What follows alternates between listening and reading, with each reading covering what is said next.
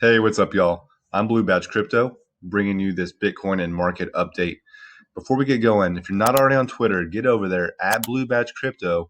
That's where you're going to get the most up to date, time sensitive alerts on trends, trading, and analysis in the market. So let's dive in. We're going to start on the crypto total market cap chart here. And we're going to take a look at what we've been updating on the Twitter and here on YouTube. So we've been playing this high support and resistance line. We also created some type of new pattern here potentially, where we negated that lower high and lower low structure, and have now come up broken through the support and resistance level, held it as support, and are now going and testing these price levels that I tagged for y'all last night on Twitter. When I gave a closing note, I said, hey, these are the levels on these lower time frame at least to watch out for. They're going to be resistance now that we're up here, as we're trying to make that push back into this level of resistance up here to potentially break our previous high and possibly have continuation. So we have come up, wicked up to that first level, got knocked down, and I'm now trying to make another push again to potentially come up and start tackling this next level here. So that's good to see. We're holding support, pushing up to resistance level, getting knocked down, pushing back up. So that's good to see some strength in the total market cap there. Let's take a look at what Bitcoin's got going on. So Bitcoin is in a similar situation. I updated this again on Twitter last night and was giving potential paths that we could see here. So Bitcoin has come up. We've been playing this, support level of 36,000. We had our lower time frame pattern here. We've come up, tested it previously where we knew was going to be big confluence of resistance here. Got knocked down, came back, fell back to a key level of support, utilized these price levels, created a new pattern, are now coming up to push this confluence of resistance again, have broken above our lower time frame trend line here in the white dotted line, as well as our high resistance line here in this dash line, and are now just kind of in a holding pattern here. We are kind of falling out of this upper trend line, which isn't optimal, but it actually is pretty good just to see price just hovering here, right? Just kind of accumulating under this resistance level. That can mean we could have a big volume push, out of nowhere, where we just get a candle that comes up and absolutely tackles this line and potentially tries to break and back test it and hold it here.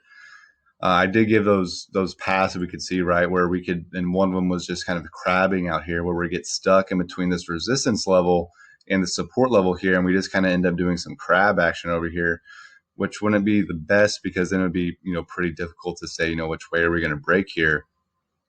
So ultimately, to break this line, we want to see a big volume push, right, after just accumulating here for multiple hours, right? It's been half a day or so now that we just kind of been accumulating here, and what we want to see is that big volume push, right? Now, if we get that volume push to the downside, if we come up here and we go and touch this line and then boom, we just fall straight down, that's pretty poor. So there's multiple ways to play this. I was updating it on Twitter. If you want to play a long position, right, you can enter on you break, like we've been discussing, you come up here, break this level, you get the candle bodies closing out here, you come back and test that level of support. That's where you could enter for that long position.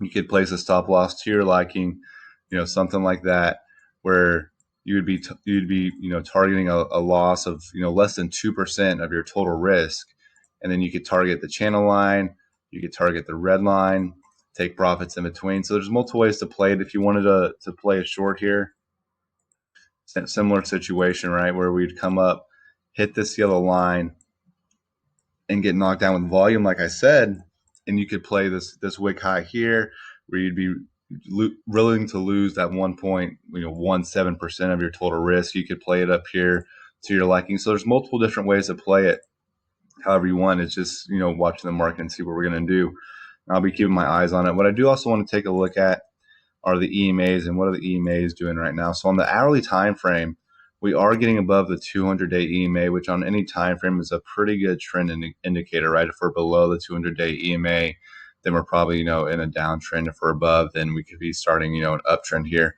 And we did come up here on the 26th and try and get above the 200-day EMA as well. But again, we're met by this confluence of resistance, kind of similar to what we're doing here. We are staying up here a little bit longer this time, though, so that's good to see. If we pull up the market cipher on the 1 hour chart, We are kind of flipping green cash flow here. If we back it out a little bit though to like a 4-hour chart, we are still negative cash flow and are about to print a potential short signal here, or a sell signal, where we've pushed up into the 20 and 50 EMA, meeting resistance, about to print the red line with negative cash flow. That could be potentially be a short sign.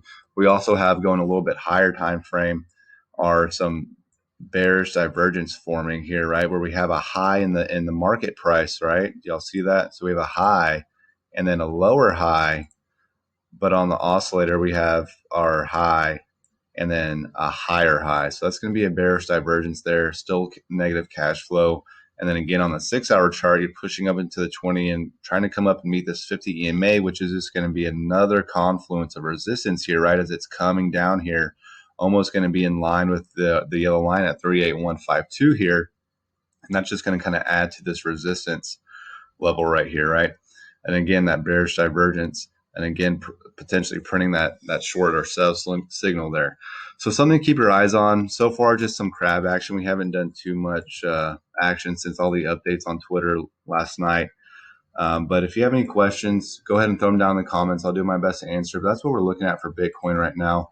We come up, we meet resistance. You could potentially have a short play. If you want to have a long play, come up, break resistance, hold above, back tested as support, and we could be good to go for continuation up to that 40,000 potentially plus level. Okay, guys, if you like the video, go ahead and like it. Thanks for watching.